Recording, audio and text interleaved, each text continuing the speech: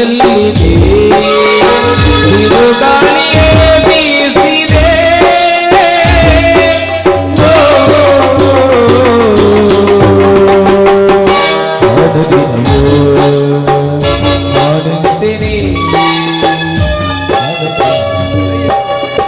ಸಂಕಟ ಸಂಕಟ ಸಂಕಟ ಅಯ್ಯೋ ದೇವರೇ ಅಯ್ಯೋ ದೇವರೇ ಅಂದು ಭೀಷ್ಮಾಚಾರ್ಯರು ನೀರು ಬೇಕೆಂದು ಬೇಡಿದಾಗ ಅರ್ಜುನ ತನ್ನ ಬಾಳಿನಿಂದ ಬಿಟ್ಟು ನೀರು ಕುಡಿಸಿದ. ಆದರೆ ಈ ಜಯವೀರನಿಗೆ ಯಾರಿದ್ದಾರೆ ದಿಕ್ಕು, ಯಾರಿದ್ದಾರೆ ದಿಕ್ಕು?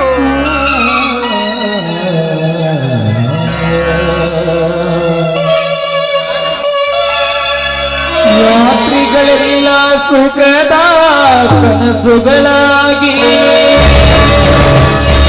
ಮತ್ತೆ ಹಗಲುಗಳೆಲ್ಲ ದುಃಖದ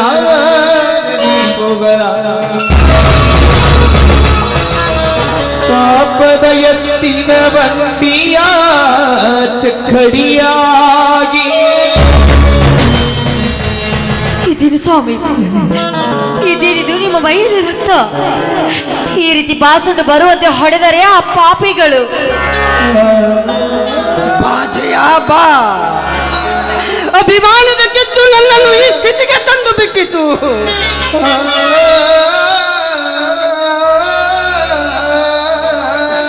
ಇಷ್ಟೆಲ್ಲ ಬದುಕು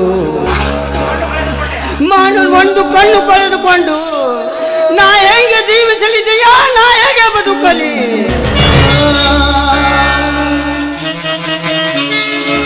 ತಮ್ಮನನ್ನು ಕಳೆದುಕೊಂಡೆ, ಕಣ್ಣು ತುಂಬಾ ನಿನ್ನನ್ನು ನೋಡಬೇಕಂದರೆ ಈ ಕಣ್ಣನ್ನು ಕಳೆದುಕೊಂಡೆ. ಏನೆಂದು ಬದುಕಲಿ ನಾನು? ಕೊನೆಗೂ ಕೊನೆಗೂ ಈ ರೈತ ನಗಲಿಲ್ಲ, ಸರ್ಕಾರ ನೋಡಲಿಲ್ಲ.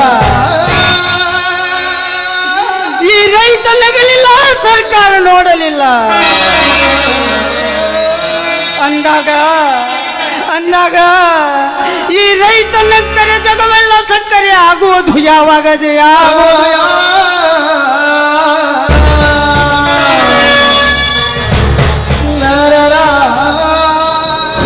ಅಳಬೇಡಿ ಸ್ವಾಮಿ, ಅಳಬೇಡಿ. ಬಂದದ್ದೆಲ್ಲ ಬರಲಿ, ಆ ಗುರುವಿನ ದಯ ಹೊಂದಿರಲಿ. ಅದು ಅಲ್ಲದೆ ಅವರಿಗೆ ಹಣ ಕೊಡೋದಕ್ಕೆ ನನಗೆ ಹಣವೇ ಸಿಗ್ಲಿಲ್ಲ, ಹಾಗೆ ಬಂದ್ಬಿಟ್ಟೆ. ನಿನಗೆ ಹಣ ಸಿಗದಂತೆ ಮಾಡಿದ ಆ ಪಾಪಿಗಳು ನನ್ನ ಕಟ್ಟಿ ಈ ರೀತಿ ಒಡೆದು ಬಡೆದು ಈ ಮನೆಗೆ ಬೀಗ ಹಾಕಿ ಹೋಗಿದ್ದಾರೆ ಜಯ, ಬೀಗ ಹಾಕಿ ಹೋಗಿದ್ದಾರೆ.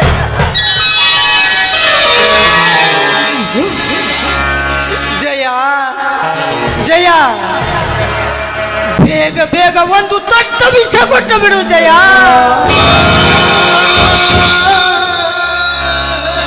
ಜಯ ಜಯ, ಸಂತೋಷ ಸಂತೋಷವಾಗಿ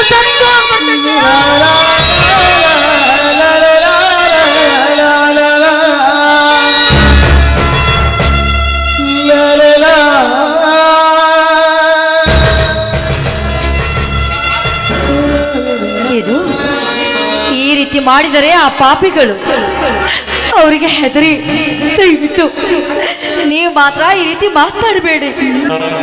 ಯಾಕಂದ್ರೆ ಎಲ್ಲದಕ್ಕೂ ಒಂದು ಕಾಲ ಬಂದೇ ಬರುತ್ತದೆ ಸ್ವಾಮಿ, ಬಂದೇ ಬರುತ್ತದೆ. ಕಾಲ ಕಾಲ ಕಾಲ ಎಲ್ಲಿದೆ ಜಯ ನಿನ್ನ ಸತ್ಯ ಕಾಲ? ಆ ನಿನ್ನ ಸತ್ಯ ಕಾಲ ಸತ್ಯಾಗಿ ಚಂದಂಡಳೆ ಸತ್ತು ಹೋಯಿತು. ಈಗ ತುಂಬಿ ನಿಂತಿದೆ ಕರ್ಮದ ಕಾಲ.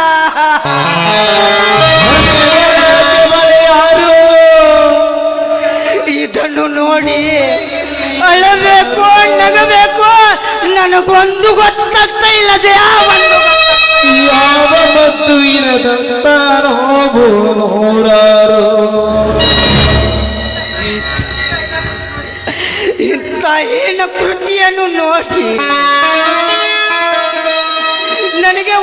ಹಿಡಿದಂತಾಗಿದೆ ಜಯ, ಹುಚ್ಚ ಹಿಡಿದಂತಾಗಿದೆ.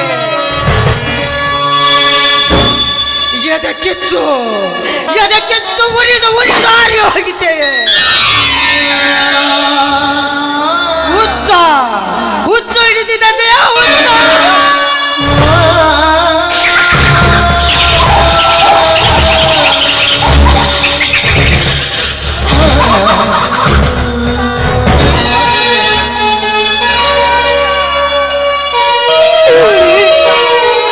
ನಾನೀಗೇನ್ ಮಾಡ್ಲಿ ರೀ?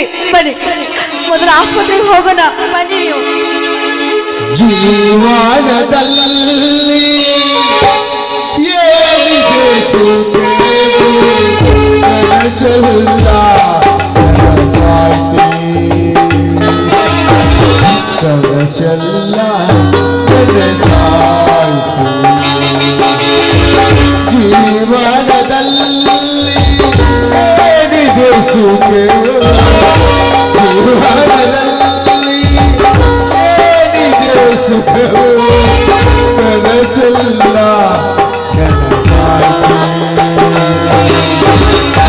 ಕನಸಲ್ಲ ಕನಸಾಯ್ತು.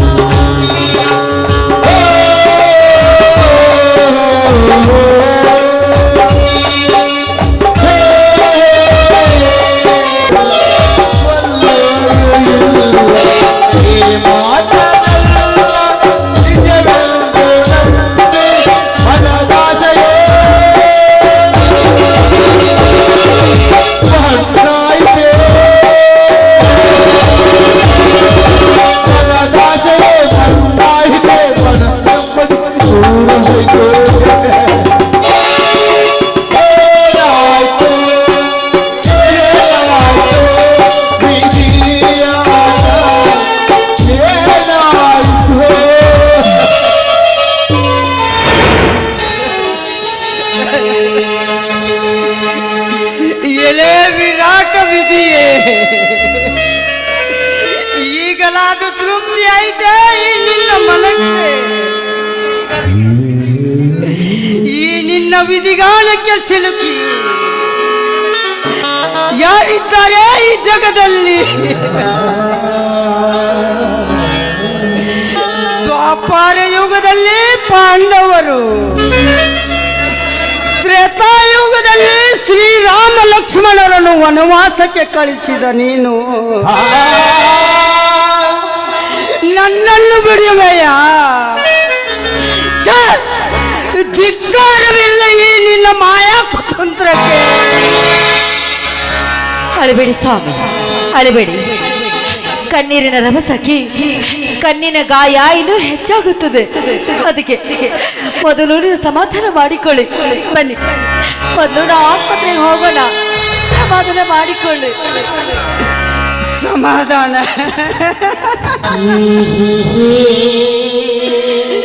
ಈ ರೈತನಿಗೆ ಸಮಾಧಾನ?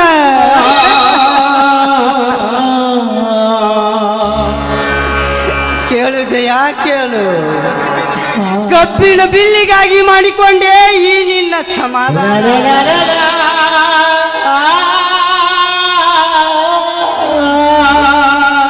ಗುಂಡಿನ ಬಲೆಗೆ ಆತ್ಮೀಯ ಗೆಳೆಯನನ್ನೇ ಕಳೆದುಕೊಂಡಾಗ ಮಾಡಿಕೊಂಡೆ ಈ ನಿನ್ನ ಸಮಾಧಾನ.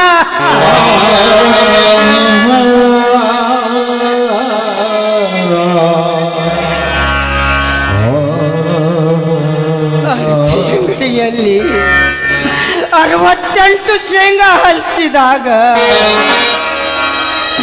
ಇಡೀ ಗೋಡಾವಣಿಗೆ ಬಿದ್ದು ಅದರಲ್ಲಿ ಎಲ್ಲ ಶೇಂಗಾ ಸುಟ್ಟು ಭಸ್ಮವಾದಾಗ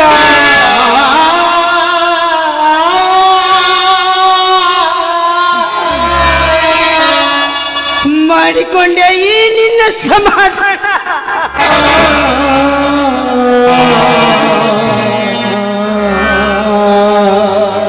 ಅನಾಥ ಮಗು ಒಂದು ಮಗಳಾಗಿ ನನ್ನ ಮನೆ ಸೇರಿದಾಗ ದುಷ್ಕರ್ಮಿಗಳು ಪಾಪದ ಕೆಲಸ ಮಾಡಿ ಮಸಣ ಸೇರಿದಾಗ ಮಾಡಿಕೊಂಡೆ ಈ ನಿನ್ನ ಸಮಾಧಾನ.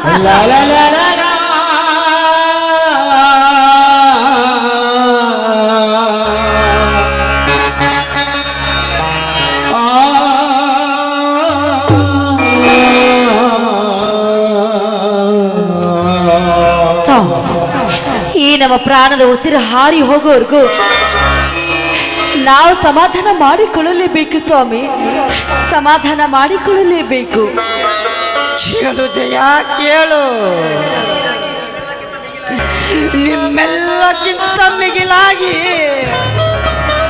ಆಘಾತಕಾರಿ ನನ್ನ ತಂದೆ ಸಾವಿನ ದಿನ. ನನ್ನ ತಾಯಿ ಅವಳಿ ಮಕ್ಕಳನ್ನು ಹೊಡೆದಾಗ, ಒಬ್ಬ ತಮ್ಮನನ್ನೇ ಯಾರು ಕದ್ದು ಒಯ್ದಾಗ, ಅಂದಿನಿಂದ ಇಂದಿನವರೆಗೆ ಮಾಡಿದ್ದೆ ಸಮಾಧಾನ, ಮಾಡಿದ್ದೆ ಸಮಾಧಾನ. ಸ್ವಾಮಿ, ನಾ ನಿಮಗೆ ಹೇಗಂತ ಸಮಾಧಾನ ಹೇಳಲಿ ಸ್ವಾಮಿ, ಹೇಗೆ ಸಮಾಧಾನ ಹೇಳಲಿ?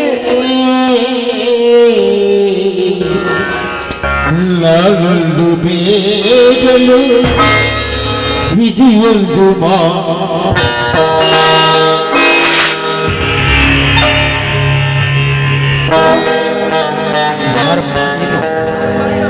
ಯಾರಪ್ಪ ನೀನು? ಯಾಕೆ ಈ ಮಾತ ಮುಂದೆ ಈ ರೀತಿ ಕಣ್ಣೀರು ಹಾಕುತ್ತಿರುವಿ? ಹಾ, ಏನಿದಿಲ್ಲ?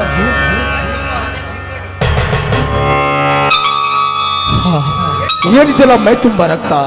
ಏನಿದು ನಿನ್ನ ಕಣ್ಣೀರಿನ ವ್ಯವಸ್ಥೆ? ಯಾರಿಂದ ನಿನಗೇನಾದ್ರೂ ತೊಂದರೆ ಆಯ್ತೆ? ನಾನು ಬರುವ ಕ್ಷಣದಲ್ಲಿ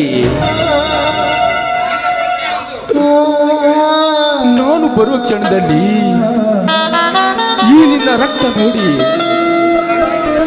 ನನ್ನ ರೋಷಂಬ, ನಿನ್ನ ಪ್ರತಿಯೊಂದು ನುಡಿ ಕೇಳಿ ನನ್ನ ರೋಷಂಬ ಉಕ್ಕಿ ಹರಿಯುತ್ತದೆ. ಹೇಳು, ಇದೆಲ್ಲ ಹೇಗೆ ಆಯ್ತು?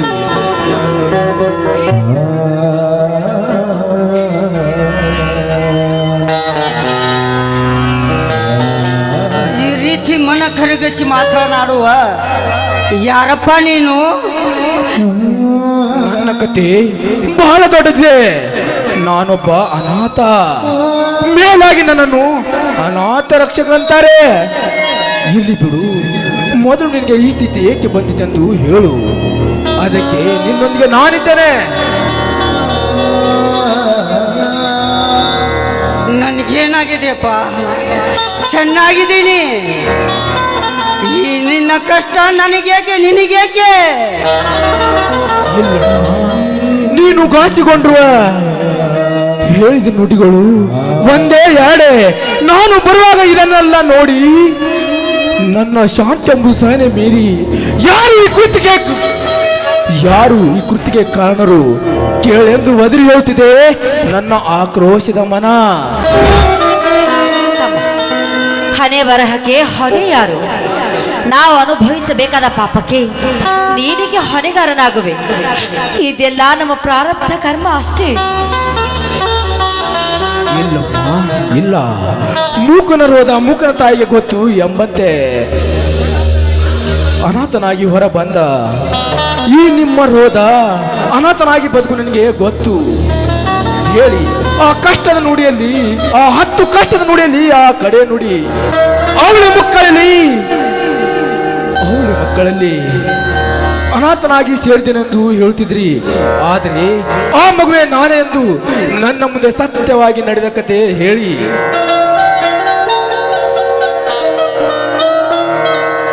ಎಂಥ ನುಡಿಯನ್ನಾಡಿದೆಯೋ ಕಂದ? ನೀನಾಡಿದ ನುಡಿ ಕೇಳಿ ನನಗಾದ ಈ ನೋವನ್ನೇ ಮರೆತು ಈ ಬಡವನ ನಿನ್ನ ಮರೆತು ಬರುತ್ತೆ. ನೀನು ಅನಾಥನೇ.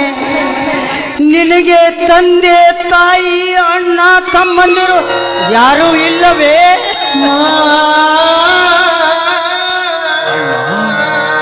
ನಿತ್ಯ ಕಷ್ಟಕ್ಕೆ ಹೆಗಲು ಕೊಟ್ಟು ಬದುಕುವ ನೆಮ್ಮಂತವ್ರು ನನಗೆ, ಕಣ್ಣೀರು ಒರೆಸುವ ನನಗೆ ಹಾಸಿಗೆ ನೆಲವೇ, ಆಕಾಶವೇ ಹೋದಿಕೆ, ಈ ಗಿರಿ ಕಂದರುಗಳೇ ಈ ನನ್ನ ಮನೆಗಳು, ಈ ಕಾಡು ಮರುಗುಗಳೇ ನನ್ನ ಬಂಧುಗಳು, ನಿಮ್ಮಂತವರೇ ನನಗೆ ಅಣ್ಣ ತಮ್ಮರು.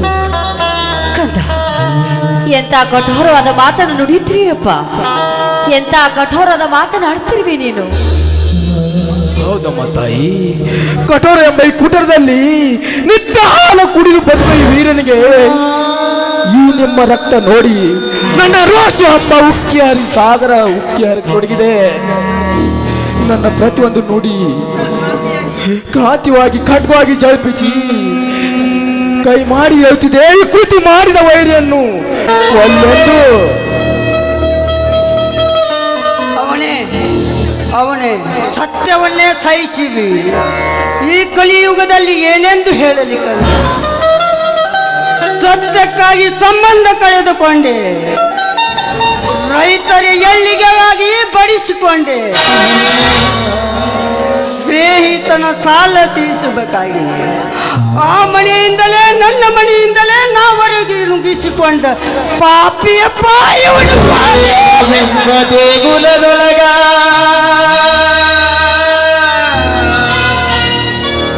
ಅಣ್ಣ, ಯಾರವನು ಇದನ್ನೆಲ್ಲ ಮಾಡಿದ ಆ ಬಕಾಸುರು? ಅವನೇ ಆ 70 ಹಳ್ಳಿ ಜನ ಬದುಕುವ ಜೇಲಗಮಡ.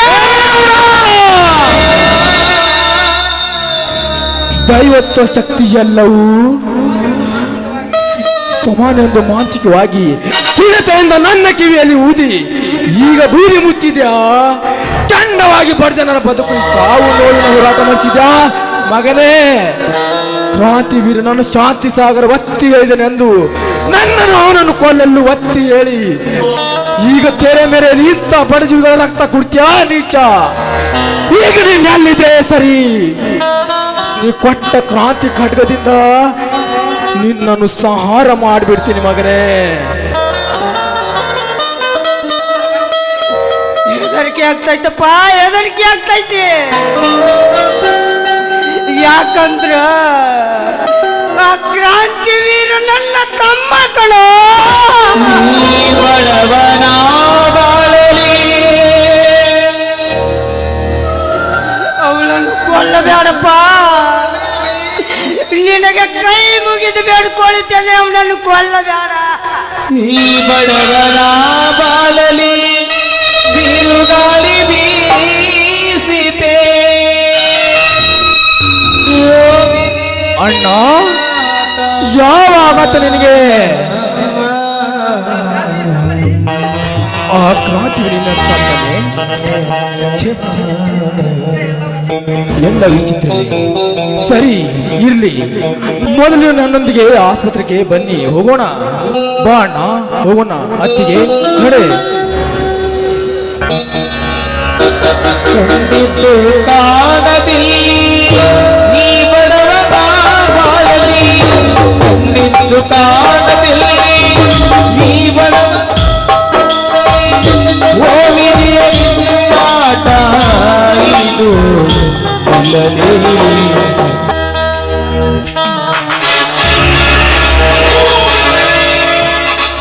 ಹೋಗು ಹೋಗು ಜೈವೀರ ಹೋಗು. ನಿನಗೇನು ಅರ್ಥವಾಗುತ್ತದೆ ಈ ಗೌಡ ಗಜರಾಜನ ಮಾಸ್ಟರ್ ಪ್ಲಾನ್? ಆ ರವಿಕಾಂತನ ದರ್ಪದ ಕೊಂಡಿಯೇ ಆ ಕಾಳ ಸರ್ಪ ದೇವೇಗೌಡನ ಅಂಡರ್ನಲ್ಲಿರುವಾಗ ನೀನೆಲ್ಲಿಯೂ ಬಚಾವಾಗಲಿಕ್ಕೆ ಸಾಧ್ಯವಿಲ್ಲ ಜಯವೀರ. ಆ ನಿನ್ನ ತಮ್ಮ ಕ್ರಾಂತಿವೀರನ ಭ್ರಾಂತಿ ಬಿಡಿಸಲು ಈ ರವಿಕಾಂತನೇ ಸಡ್ಡು ಹೊಡೆದು ನಿಂತುಕೊಂಡಿರುವಾಗ ನೀನೆಷ್ಟೇ ಮುಸುಕಿನ ಮಾಯಾ ಜಾಲ ಬೀಸಿ ಈ ಗೌಡರ ಗುಂಪನ್ನು ಕಂಪಿಸಲು ನಿಂತಿರೋದು ನಿನ್ನ ಭ್ರಾಂತಿಯೇ ಸರಿ. ರವಿಕಾಂತ್,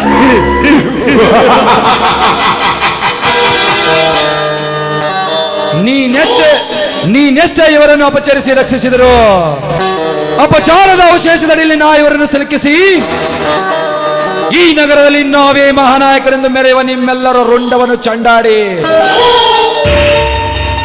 ನಿಮ್ಮೆಲ್ಲರ ಆಸ್ತಿ ಅಂತಸ್ತಿಗೆ ನಾನೇ ಅಧಿಪತಿ ಚಕ್ರವರ್ತಿಯಾಗಿ ಮೆರೆದಿದ್ದರೆ ನಾನು ಗಜ ಗಜ ರಾಜನೇ ಅಲ್ಲ.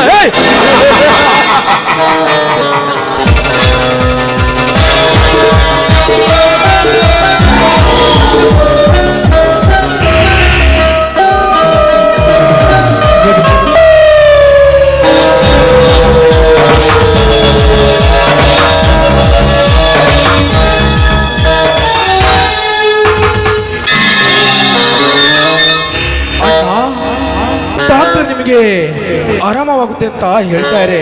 ಧೈರ್ಯವಾಗಿ ಇರಿ. ಇವತ್ತು ಒಂದು ದಿನದ ಔಷಧಿ ಮುಗಿಸಿ ನಾಳೆ ನಿಮ್ಮ ಬಟ್ಟೆ ಬಿಚ್ಚಿ ಬಿಡ್ತಾರಂತೆ.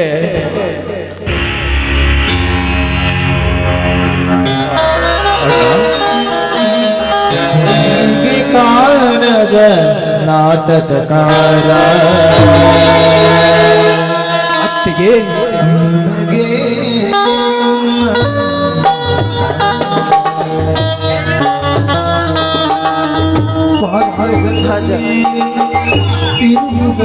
ತಮ್ಮ ತಮ್ಮ, ನನ್ನ ನಿನ್ನ ಸಂಬಂಧ ಇದು ಯಾವ ಜನ್ಮದ ಪುಣ್ಯ ಗುಣಾಣು ಬಂದವೋ ನಾ ಕಾಣೆ.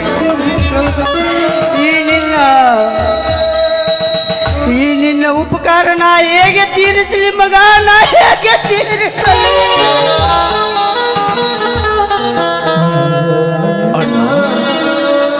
ಎಂತ ಮಾತನಾಡ್ತಿದ್ಯಣ್ಣ ನೀನು? ಶ್ರೀತಮ್ಮ ನಿನ್ನೊಂದಿಗೆ ಇರುವಾಗ ನೀನ್ ಯಾವುದಕ್ಕೂ ಹೆದರಬೇಡ. ನಾನು ನಿನ್ನೆ ನನ್ನ ಕರ್ತವ್ಯ ಮಾಡಿದ್ದೇನೆ. ಆ ಹಿಂದಿನ ಜನ್ಮದಲ್ಲಿ ನಾನು ನಿನ್ನ ತಮ್ಮ ಯಾಕಾಗಿರಬಾರ್ದು? ನಿನ್ನೆಯಿಂದ ನಾನು ಈ ಅತ್ತಿಗೆ ಕೈ ತುತ್ತು ಊಟ ಮಾಡಿದ್ದೇನೆಂದು ನನ್ನ ಚಿತ್ರಣವೇ ಬದಲಾಗಿ ಬಿಟ್ಟಿದೆ.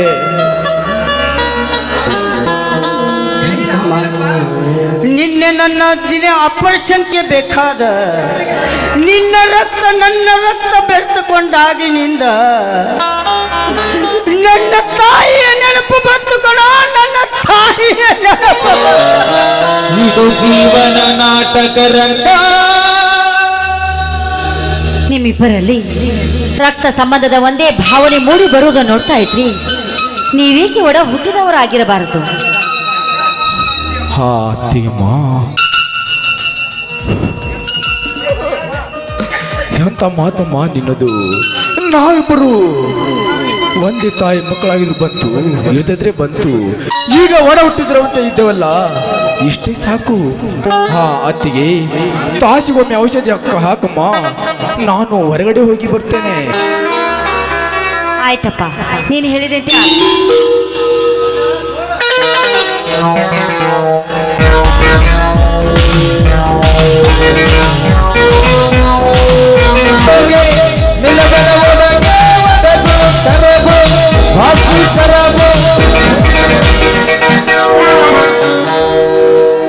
ಹಾ, ಇದು ಈ ಗಜರಾಜನಿಗೆ ತಕ್ಕ ಸಮಯ. ರೋಗಿ ಬಯಸಿದ್ದು ಅದೇ, ಡಾಕ್ಟರ್ ನೀಡಿದ್ದು ಅದೇ ಎಂಬಂತೆ ಆ ರವಿಕಾಂತ್ ತಂದಿಟ್ಟ ಕಣ್ಣಿನ ಔಷಧಿಯನ್ನು ಈ ನನ್ನ ಆಸಿಡ್ನಿಂದ ಬದಲಾಯಿಸಿ ಖಾಯಮಾಗಿ ಆ ಜೈವಿನ ಕಣ್ಣು ಹೋಗುವಂತೆ ಮಾಡಿ ಅದರ ಅಪವಾದವನ್ನೆಲ್ಲ ಅವರಿಬ್ಬರ ಮೇಲೆ ಹಾಕಿಬಿಡುವೆ.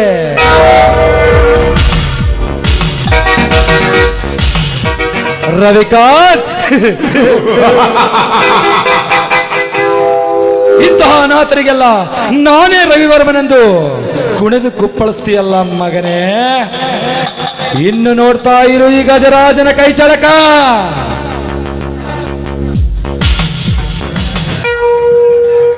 ಗಜರಾಜ್, ರವಿಕಾಂತ್, ಈ ಈ ಕೇವಲ ಒಂದೇ ಒಂದು ಔಷಧಿಯಿಂದ ನಿನ್ನ ಗುಟ್ಟನೆಲ್ಲ ರಟ್ಟಾಗಿಸಿ ಇದರ ಅಪವಾದವೇ ನಿನ್ನ ನಂಬಿದವರ ಕಾಲಿಗೆ ಕಾಳ ಸರ್ಪವಾಗಿ ಕಚ್ಚಿ ಈ ವಿಷಜ್ವಾಲೆ ಜ್ವಾಲಾಮುಖಿ ಅವರನ್ನೆಲ್ಲ ಸುಟ್ಟು ಹಾಕಿ ನೀವಾಗಿ ಹೊಡೆದಾಡಿ ಸತ್ತಾಗ ಮುತ್ತಿನಂತಹ ಜಯಶ್ರೀ ಮತ್ತು ರಾಧಿಕೆಯ ಕನಸಿನ ಕುವರ ನಾನಾಗಿ ಈ ಶಿಖರವೇರಿ ನಾನು ನಗದೆ ಹೋಗುತ್ತಾರೆ ನಾನು ಈ ನಾಡಿನ ಗೌಡ ಗಜ ಗಜ ರಾಜನೇ ಅಲ್ಲ.